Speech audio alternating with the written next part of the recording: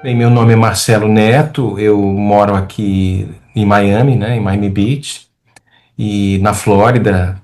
E laboramos aqui junto à Federação Espírita da Flórida e também junto à Casa Espírita que se chama Conscious Living Spirits Group, que fica também em Miami, né? E junto às duas editoras, que são braços editoriais da Federação Espírita Brasileira e da Mansão do Caminho, no processo de tradução, divulgação e distribuição de obras espíritas traduzidas ao inglês e a outras línguas também. E, bem, nós vamos hoje tentar de uma forma bem limitada, porque falar de Francisco de Assis e nesta trajetória até chegarmos ao Consolador Prometido é algo desafiador.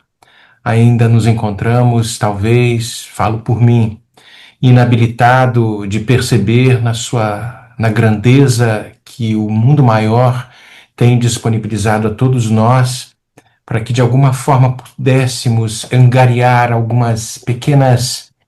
alguns flashes do que nos espera para todo aquele que se predispõe a trabalhar dentro de si mesmo. Lembro de uma fala de Francisco Cândido Xavier, uma vez numa conversa com jovens, eram sobrinhos deles, né? E os sobrinhos estavam ali se vangloriando das questões, das múltiplas namoradas que tinham ao mesmo tempo, e o nosso Chico dando alguns conselhos para que eles pudessem ser mais comedidos, respeitassem, porque cada vez que nós angariamos, nós somos aqueles, os conquistadores do passado e tentando voltar às mesmas páginas no presente, nós acabamos estragando, criando grandes problemas para os corações amigos, para os amores. E aí os sobrinhos vão e falam para o Chico: ô Chico, ô tio, em que época que o senhor está vivendo? Como se fosse, pô, agora é a hora de prazer, de diversão. E o nosso Chico traz uma das respostas mais concisas, mas mais profundas. Meus filhos, eu vivo na época da consciência. Então, cada um de nós, uma vez que temos esse tesouro, que é a doutrina dos espíritos, sermos mais conscientes de todas as nossas ações.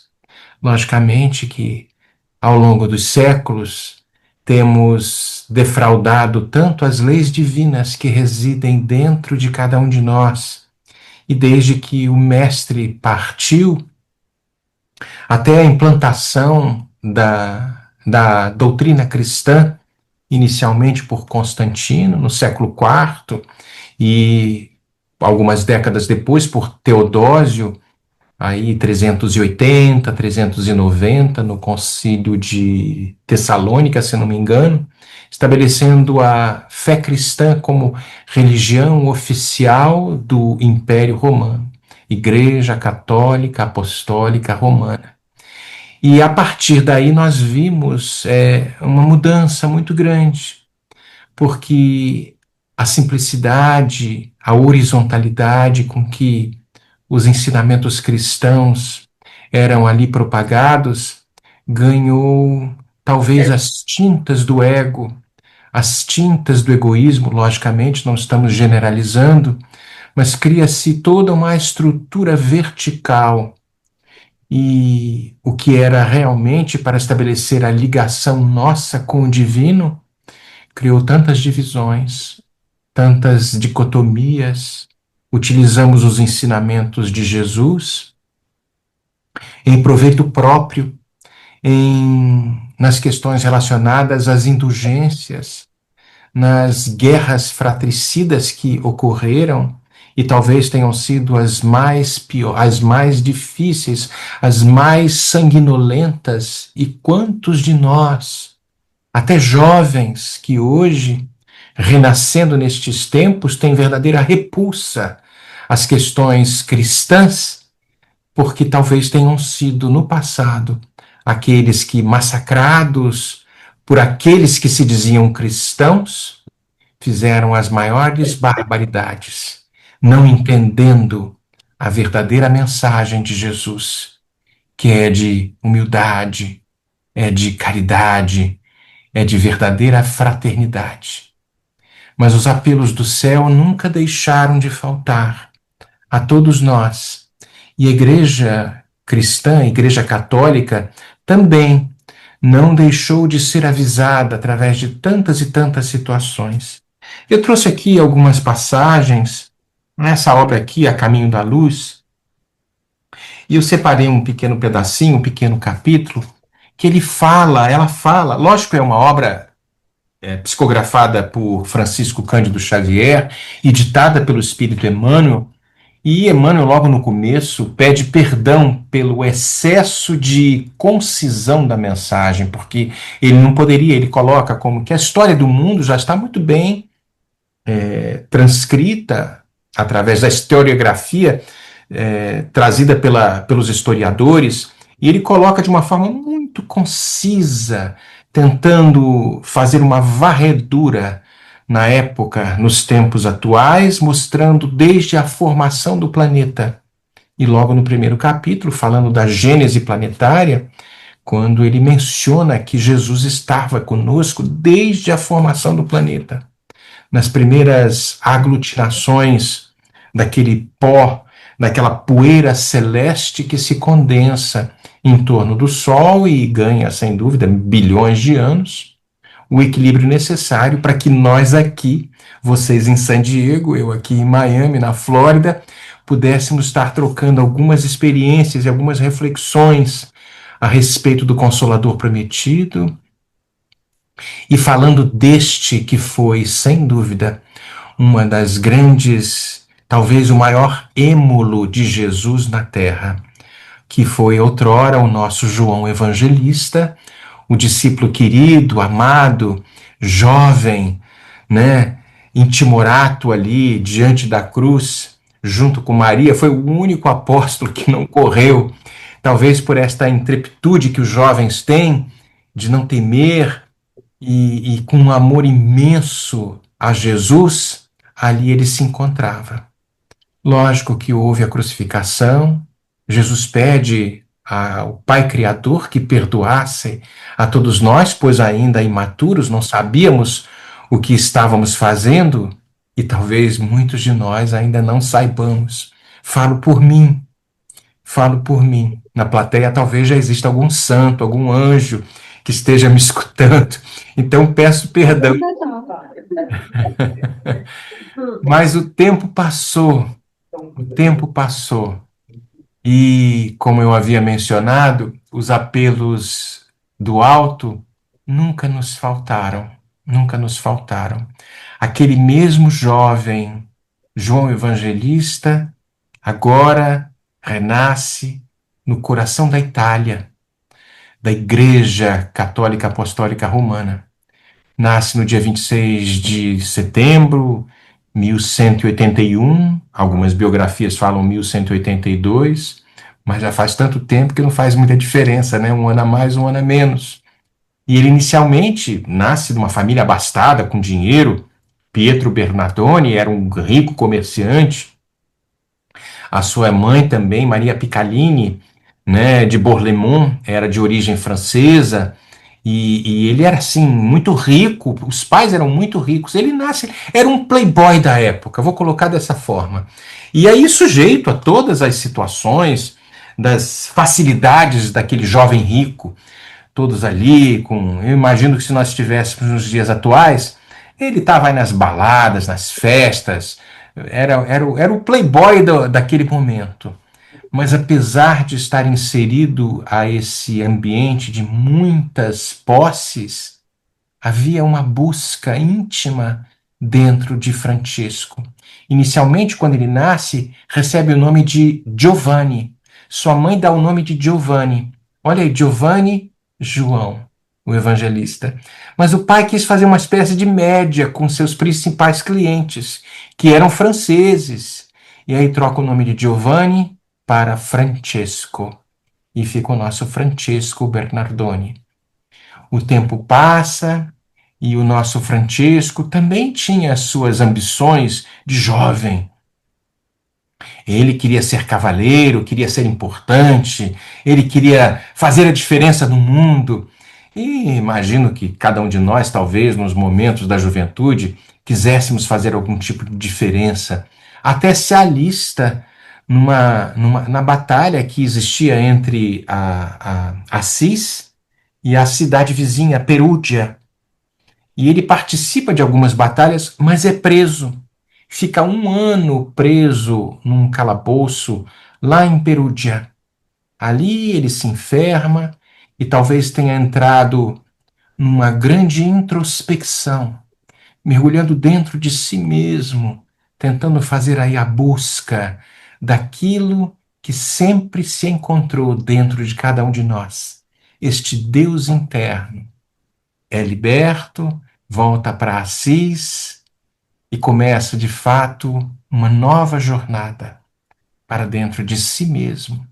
Não as questões relacionadas às vitórias lá de fora, que são sempre muito transitórias, muitas vezes são a douradura de cobre que nos convidam às posturas de notoriedade. E hoje as páginas sociais, as mídias sociais, são um grande convite, porque a gente olha nas páginas os belos, os bonitos, os jovens, os cheios de dinheiro, cheio de likes. Veja se isso de repente não se traduz em um grande vazio. Então tentamos externar lá fora o que aqui dentro precisa ser preenchido. Há uma, há uma página muito bonita de de Paulo de Tarso. Ele manda para a comunidade dos hebreus, falando de um templo íntimo. E ele coloca, eu separei ela aqui, está no livro Fonte Viva, no capítulo 23, ele fala de altar íntimo. Paulo diz o seguinte: até agora construímos altares em toda parte, reverenciando o Mestre e Senhor. Altares de ouro, construímos altares de mármore, de madeira, de barro, e colocamos eles de uma forma muito bonita, esses altares, as igrejas, as casas espíritas, os templos religiosos. E ele vai e segue. Materializado o monumento da fé, ajoelhamo-nos em atitude de prece e procuramos a inspiração divina.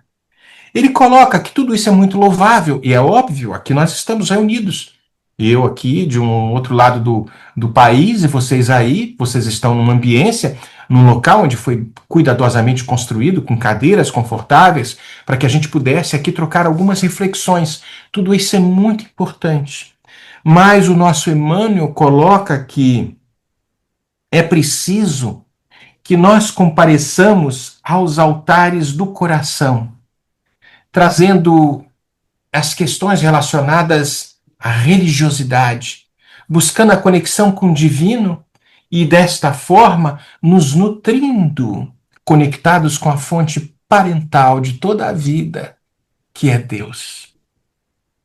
O nosso Francisco buscava isso, pois naquele contexto da igreja que, sem dúvida, se desvirtuava completamente da proposta do Cristo, aquele chamado de Jesus bate às portas de um coração que já construiu as fortalezas necessárias para dar um grande exemplo, e convida ao nosso Giovanni, ao nosso Francisco de Assis, a estabelecer uma nova proposta em total dicotomia, em total diferenciação da igreja que estava ali posta. Ele, diante de algumas ruínas, escuta uma voz do próprio Cristo: Francisco, reconstrói a minha igreja. Num primeiro momento, ele não se deu conta e pensou que fosse a igreja física, e empreendeu esforços, angariou recursos para, com as próprias mãos, reconstruir a pequenina igrejinha de San Damiano, ali ao pé dos montes da Umbria. Num determinado momento, ele se despoja de todas as roupas, fica completamente desnudo em praça pública, entrega as roupas a seu pai e vai para viver uma vida completamente diferenciada da opulência e do luxo que a Igreja Católica possuía. Seu pai e todos que ali se encontravam falaram, ele enlouqueceu completamente. E, de fato, não há necessidade que nós façamos isso nos tempos atuais. Mas era preciso que alguém com coragem moral e força e determinação, inspirado pelo próprio Cristo, criasse algo realmente contrastante, totalmente diferenciado de tudo que existia, para que através deste choque, aquelas autoridades religiosas pudessem cair em si e perceber que havia necessidade de voltar às bases do cristianismo simples e desataviado. Quantos jovens o seguiram? Quantos ali se encontraram? E o franciscanismo começa a ganhar expressão de uma forma tão especial. Há uma obra que eu gosto muito. Ela está aqui. O Irmão de Assis. É uma obra católica de um frade franciscano chamado Inácio Larrañaga. Inácio Larrañaga era espanhol. Depois ele se naturaliza mexicano. Acredito que hoje esteja vivendo no México.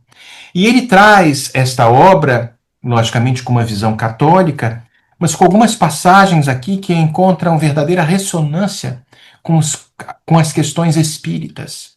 E conversando com alguns amigos, no passado com Divaldo, atualmente com um irmão muito querido que falamos, Arthur Valadares, e outros amigos queridos, falamos a respeito desta obra e vamos perceber, naqueles iniciais momentos do franciscanismo, sem dúvida, muitos questionamentos.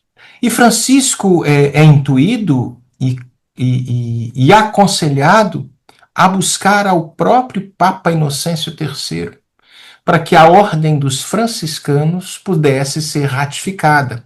E ele não se colocasse como uma espécie de um herege, e ele humildemente começa a sua caminhada junto com outros irmãos até a Roma, ali na Basílica de Latrão, na Igreja de Latrão, que era como se fosse hoje o Vaticano.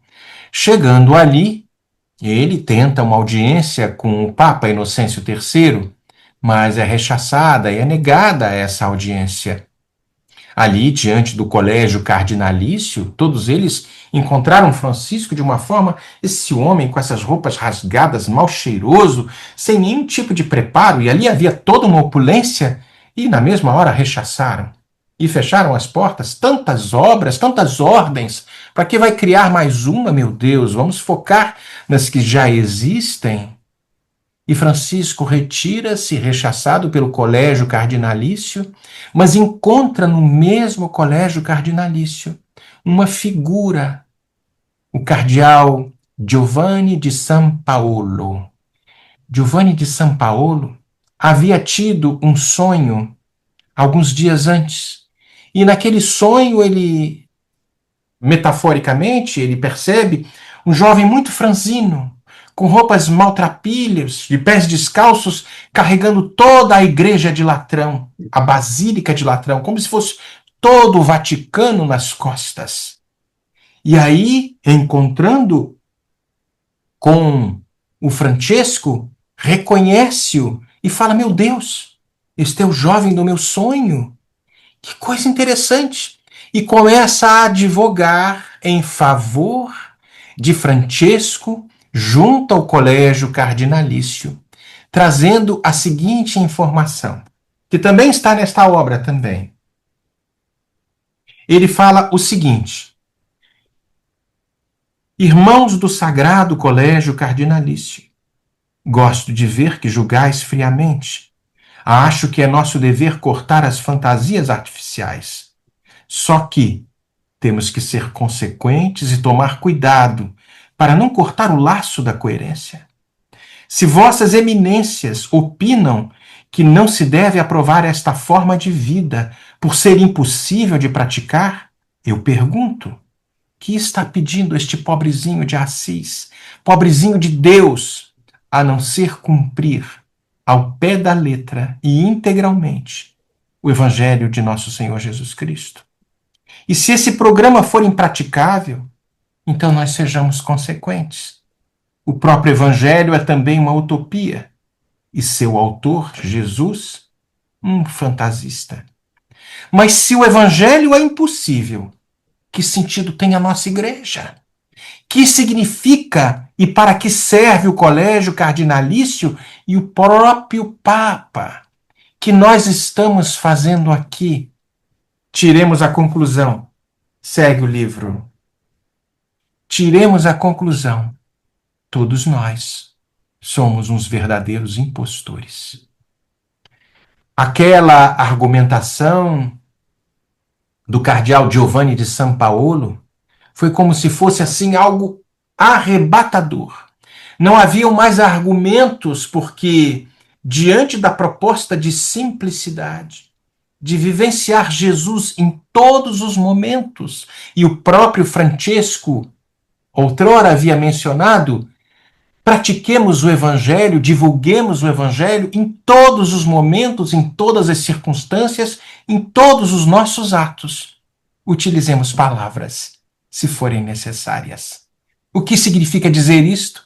Em total comunhão com a proposta da doutrina espírita, sejamos nós as cartas vivas.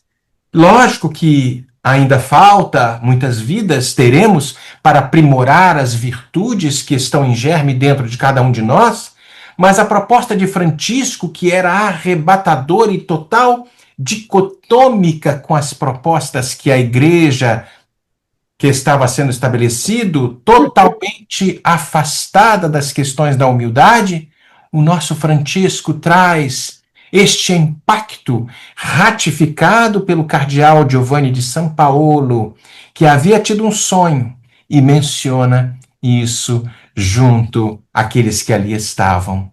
Lógico, houve então a ratificação daquela ordem. O franciscanismo passa então a ter a chancela do Papa Inocêncio III.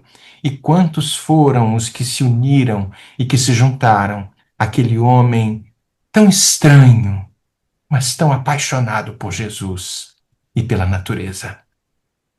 Numa obra muito bacana, muito bonita, compilada por Arnaldo Rocha, que fez parte da reunião mediúnica do nosso Francisco Cândido Xavier, Chico, Diálogos e Recordações, há uma revelação que o nosso Chico traz, que aquele cardeal Giovanni de São Paulo teria sido uma das reencarnações do nosso Emmanuel.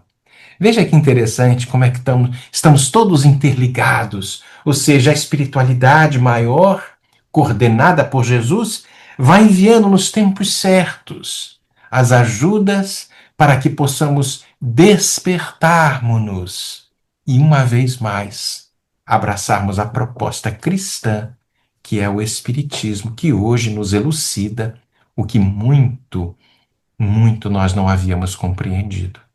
Até o nosso próprio Francisco, em outra época, acredito que no Evangelho de João, talvez no capítulo 14, ali nos versículos 15, 16, 17, ele vai nos mencionar aquela fala de Jesus: se me amais, guardai os meus mandamentos, e eu vos enviarei o Consolador prometido, o Espírito de verdade, que o mundo não conhece e não pode ver, mas queria ensinar-nos a todos nós coisas que naquele momento não poderiam ser, talvez trazidas pela pouca bagagem intelectual e moral que possuíamos.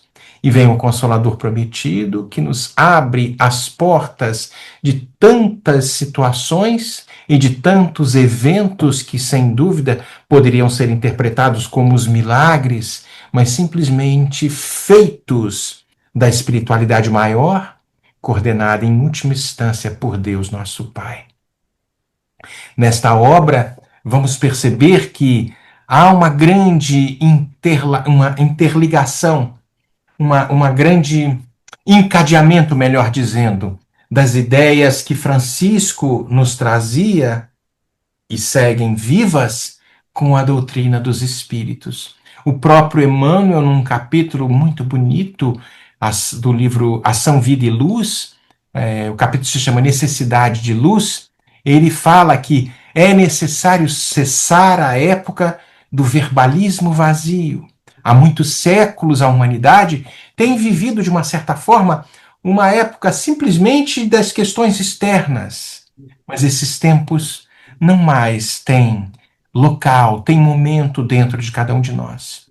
Quantas tribunas, quantos púlpitos, livros, prolixidade de pedagogia gratuita, vai dizer Emmanuel neste primeiro capítulo, dentro de uma multiplicidade assombrosa de tantas pessoas que pregaram o cristianismo apenas pelos lábios, mas não eram aqueles que verdadeiramente exemplificavam a fé cristã. Tudo isso nós vamos perceber que Francesco de Assis quis criar este tipo de impacto dentro de cada um de nós. E na sua própria oração, quando ele traz, Senhor, faz de mim um instrumento de vossa paz, ele nos traz logo no primeiro verso das suas reflexões, onde houver ódio, que eu levo o amor, qual é a lição que ali se encontra? Porque quantas vezes nós nos deparamos com ódio, qual é o convite que está por detrás de tudo isso? Não reagir na mesma frequência. O que o Evangelho nos traz? Amai aos vossos inimigos. Está ali em Mateus, no capítulo 5, o versículo eu não lembro. Rodrigo depois vai falar para vocês, com certeza. Mas aí a gente vai perceber, são as lições. Qual é a aplicação que a gente traz para isso? Em vez de devolver agressão, eu cultivo a empatia. E eu não retribuo o mal.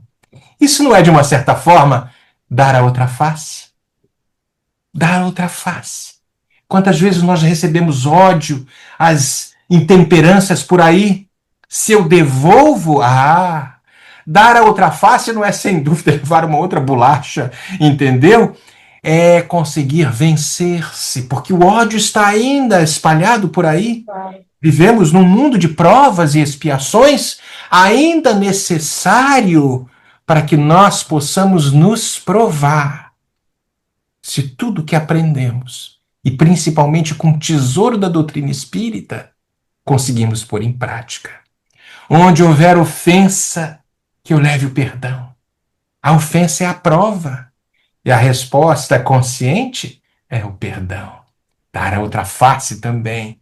E no Evangelho, se alguém te bater na face direita, oferecer também a outra, também ali nós vamos falando. Qual é a aplicação? Em vez da vingança, da mágoa, eu ofereço a compreensão.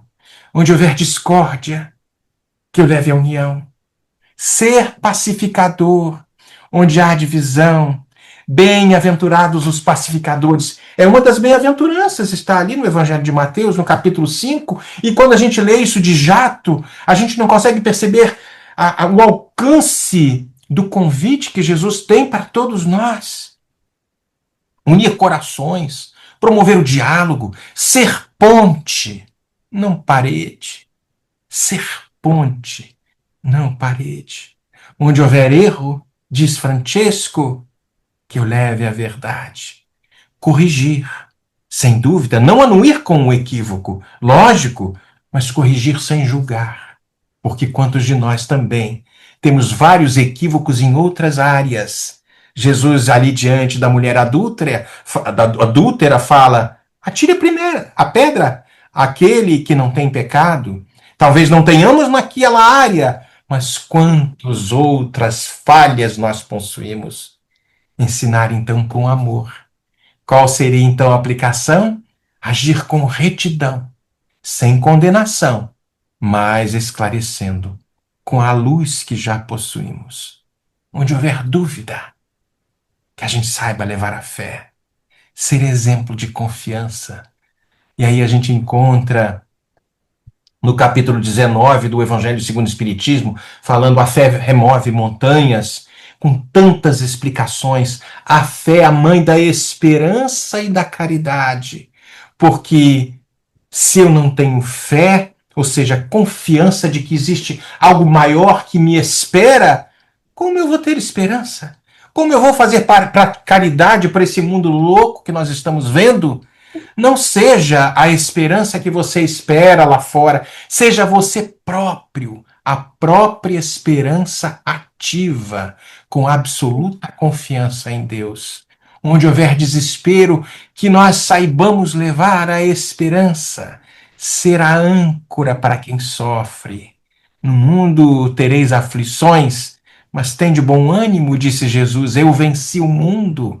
Quem traz essa informação? O próprio João Evangelista, agora Francesco, que nós estamos falando, ali no Evangelho de João, no capítulo 16, no versículo 33. Tenho-vos dito estas coisas para que em mim vós tenhas paz. No mundo vós tereis aflições. Quem não tem aflição? Seja o mais rico ou o mais pobre, o mais belo ou o mais feio, habitando a qualquer parte do planeta, mesmo aqueles que nós temos tanta inveja porque parecem que têm tudo, quem de nós consegue adentrar no mundo íntimo destas pessoas e perceber que ali também existem vazios, necessitados de serem preenchidos por algo que fica, não temporário? Elevar as nossas presenças, escutar as palavras que muitas vezes nos chegam e ser um pouco de esperança onde houver desespero. E as trevas? O nosso Francisco fala, onde houver trevas, que eu leve a luz, discernimento, clareza moral. Por isso, nós, convidados a sermos a luz do mundo, o sal da terra, sermos de alguma forma, até dá uma certa emoção, sermos exemplo de coerência. Ah, Marcelo, é muito difícil. Eu não sei. Lógico que eu sei que é muito difícil, mas é possível. Porque Jesus falou, vós podeis fazer o que eu faço e muito mais.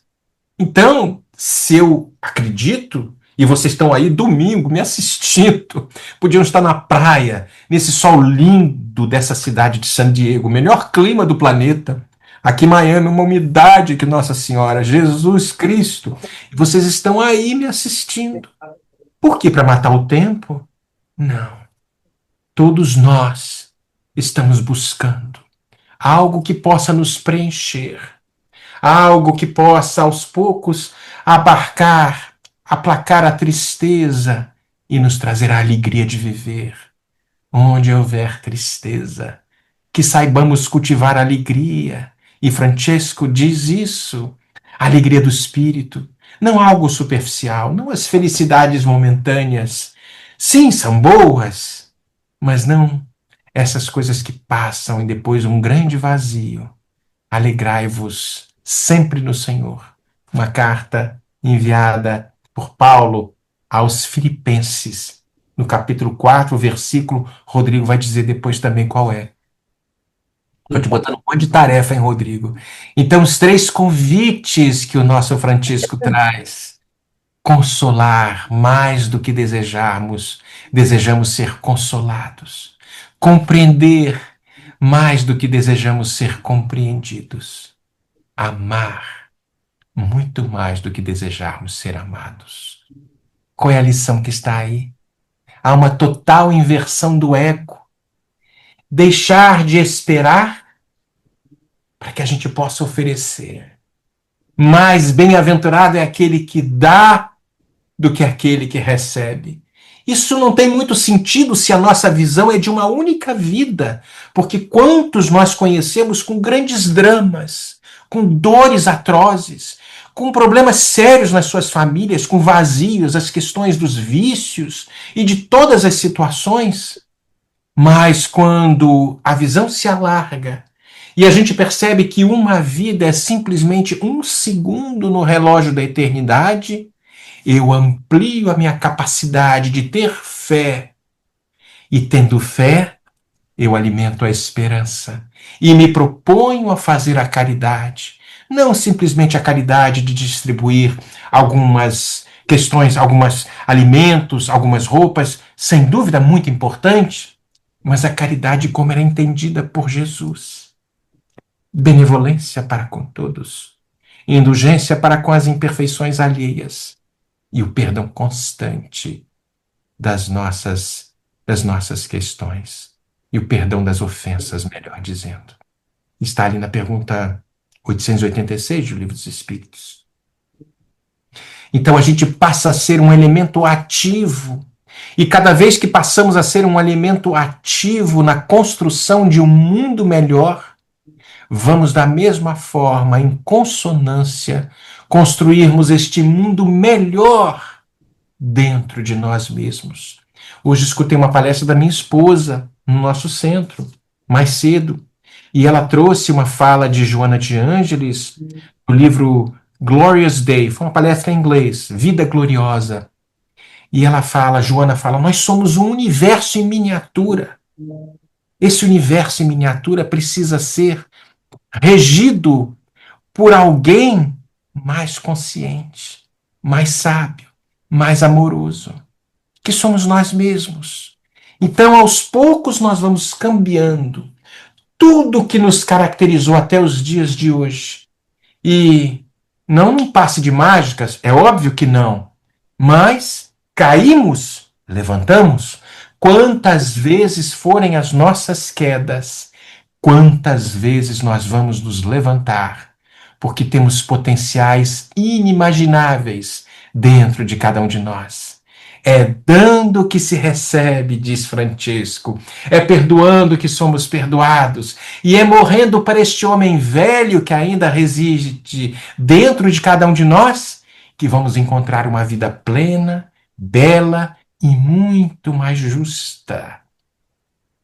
Aí, aos poucos, nós percebemos que, como Francesco está em total consonância com a proposta da doutrina espírita, neste mesmo livro que está aqui, há um diálogo belo, quando Francesco começa a aconselhar um daqueles que o seguia.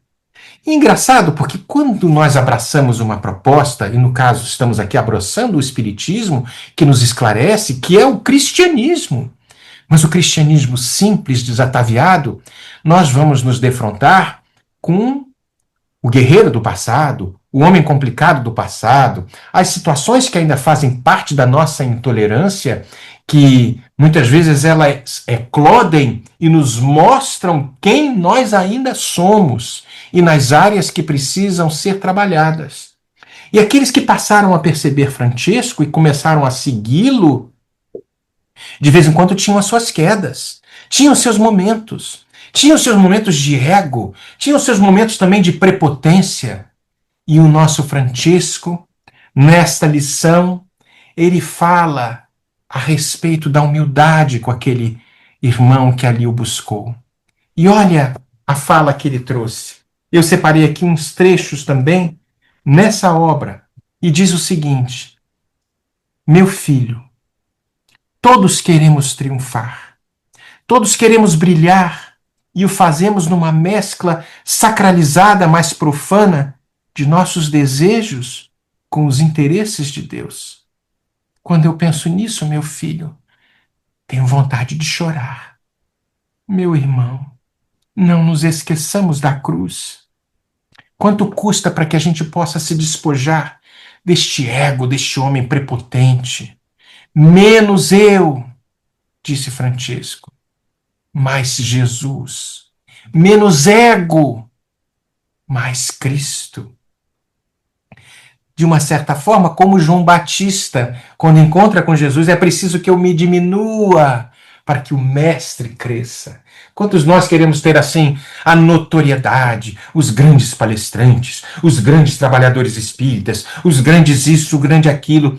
Lógico que isso é importante porque a gente trabalha para construir algo melhor, mas quantas vezes o ego e a prepotência estão ali intimamente relacionados com isso, distante das propostas da humildade. Bem-aventurados os pobres em espírito, os humildes, porque estes herdarão o reino dos céus. É a primeira bem-aventurança do Evangelho de Mateus, no capítulo 5.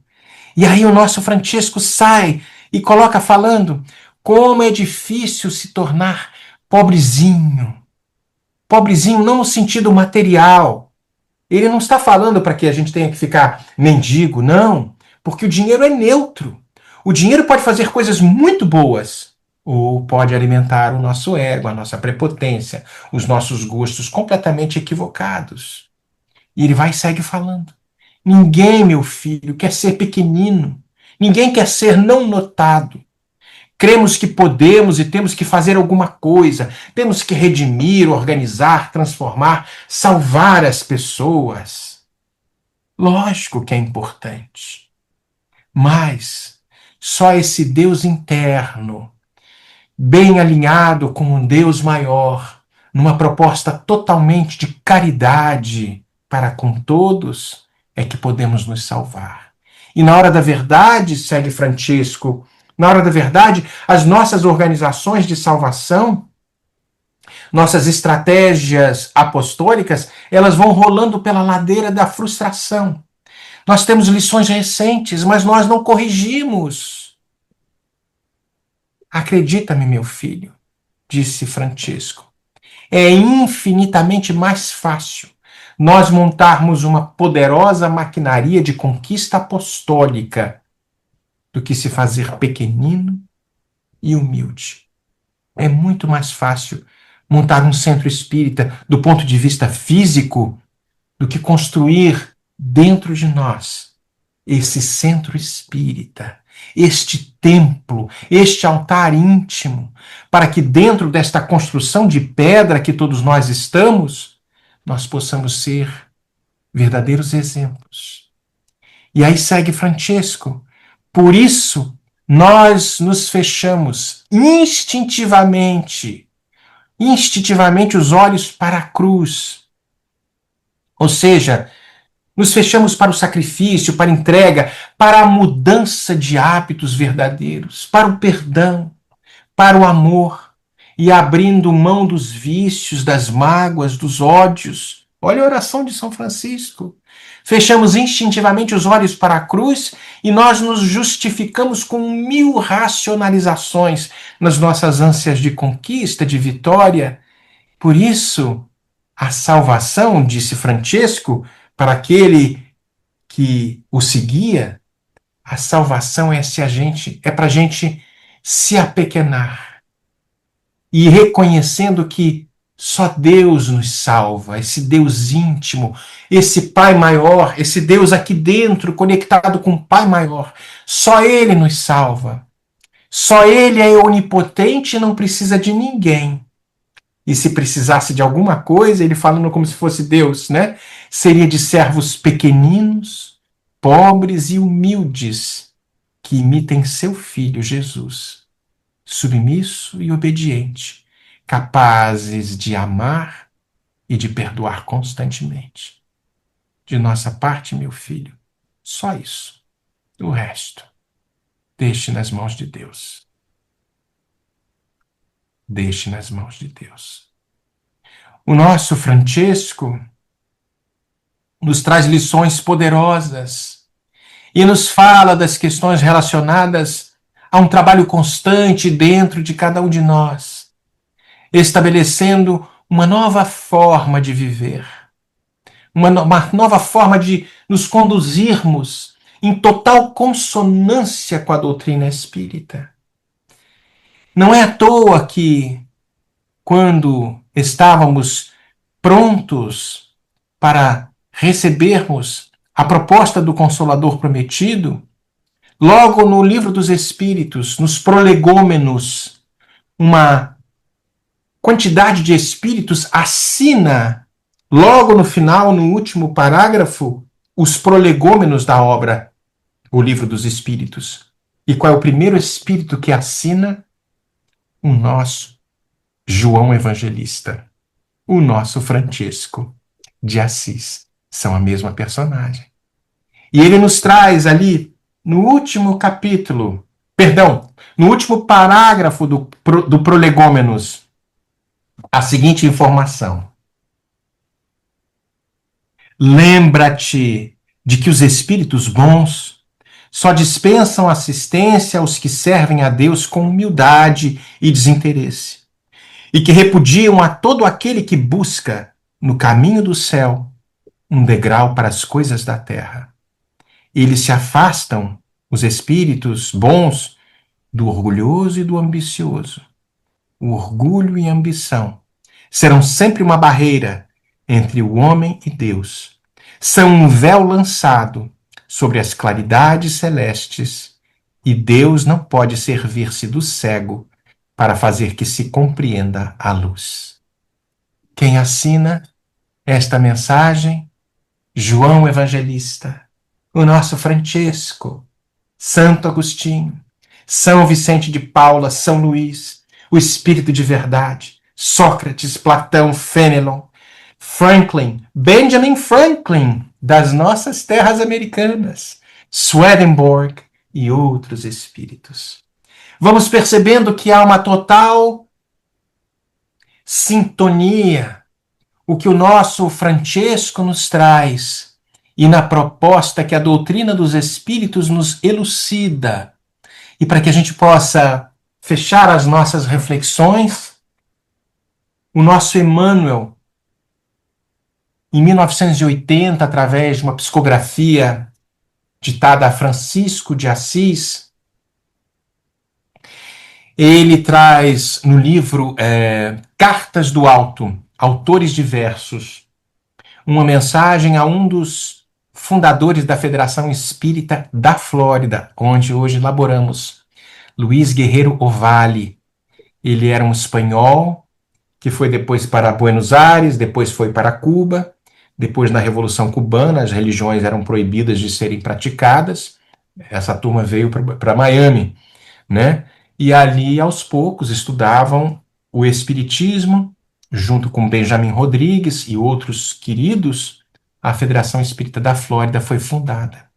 Mas uma mensagem bela que está no capítulo 72, o nosso Emmanuel traz através da psicografia do nosso Chico, mensagem a Luiz Guerreiro Ovalle, que talvez encaixe-se perfeitamente com a proposta que Francisco de Assis nos traz, que eu irei ler só alguns trechos. Ele coloca assim: Ovalle, amigo, diante de nós é a paisagem tumultuada, um mundo em transição. De um lado, a ausência de amor nos corações, e de outro, as ideologias envenenadas, conturbando o espírito e ameaçando-lhe as construções milenares.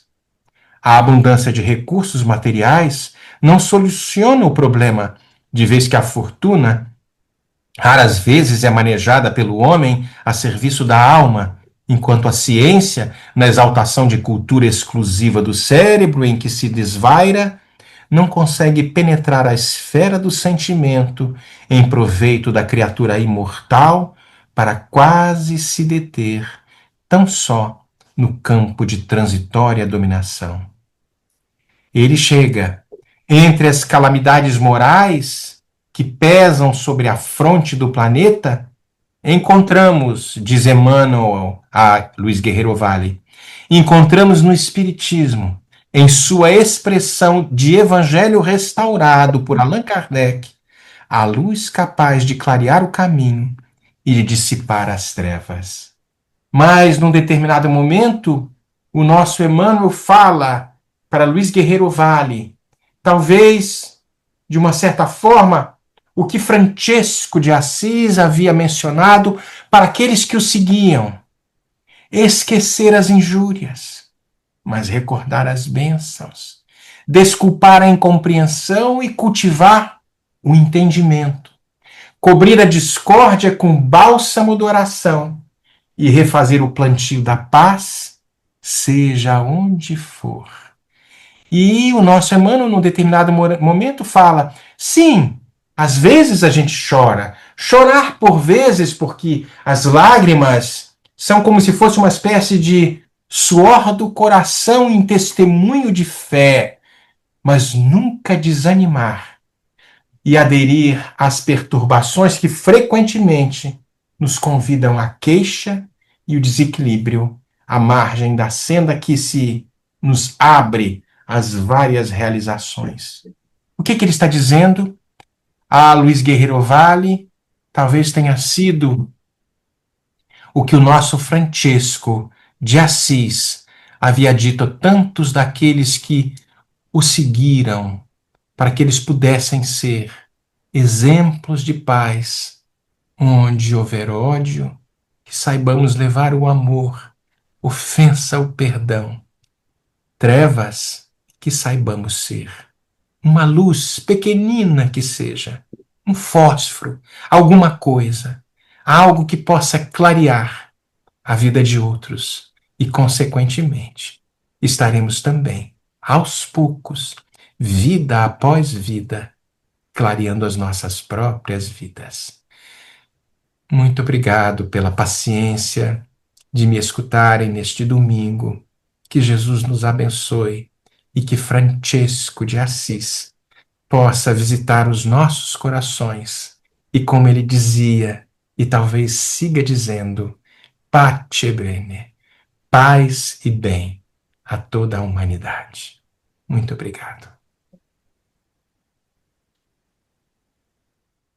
Mestre Jesus, ó abençoado amigo de nossas vidas,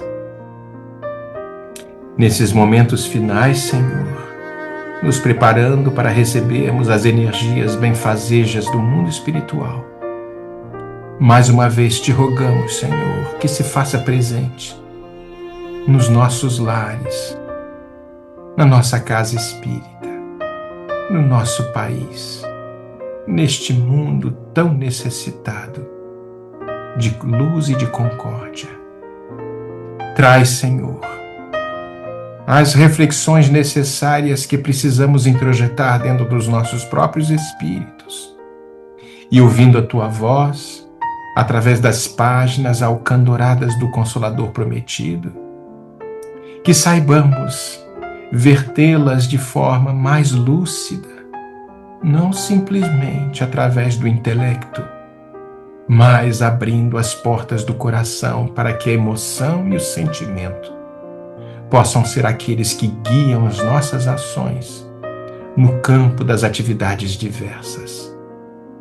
Permite, Senhor, que os passes que agora serão ministrados possam nos alcançar de forma efetiva, mas que também saibamos abrir os nossos corações para receber estas energias, pois caso contrário, seremos como aqueles totalmente herméticos diante da chuva de bênçãos que sempre tem se feito presente nas nossas vidas. Ó Senhor, ensina-nos a amar um pouco mais.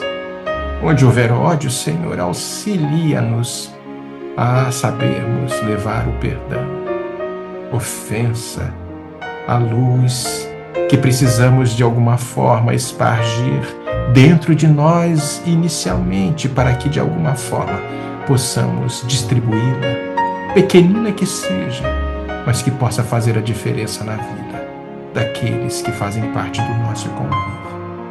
São tantas as rogativas, Senhor, e Tu nos conheces profundamente.